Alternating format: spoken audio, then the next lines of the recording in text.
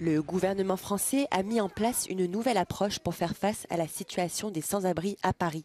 Depuis le printemps dernier, 10 hébergements temporaires ont été installés à travers la France, dans des villes comme Toulouse, Bordeaux et Strasbourg, dans le but de délocaliser les sans-abri hors des rues de la capitale. More than 60 organizations sent a letter to the Olympic Games Committee, condemning this relocation strategy as a social cleansing method. They believe the government intends to create a polished image of the capital before the 2024 Olympic Games in Paris.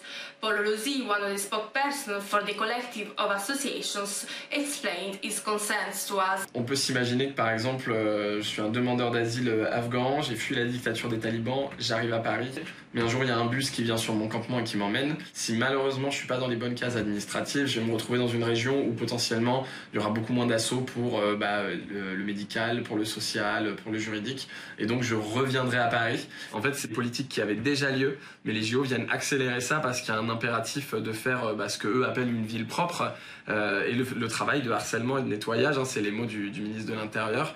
Et donc on sait que ça s'adresse aussi aux populations que l'État considère comme indésirables.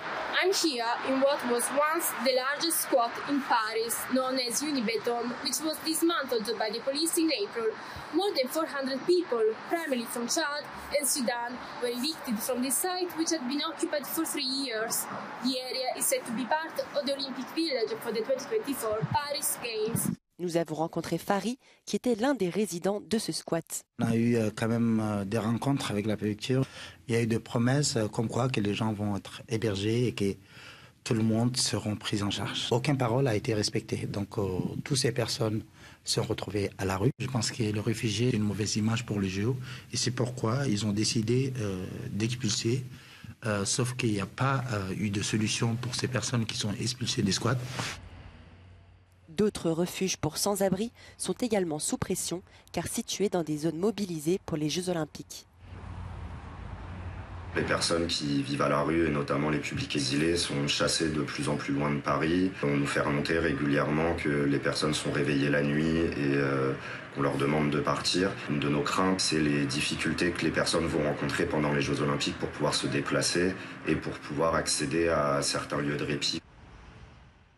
La préfecture de Paris a affirmé à Euronews son engagement à sortir ces personnes de la rue, Jeux Olympiques ou non, dans le but de leur assurer un hébergement digne. These people face a precarious situation as they are compelled to attend the interviews with the prefecture of Paris, a potentially dangerous process for the migrants lacking a legal status which could lead to the expulsion from the country.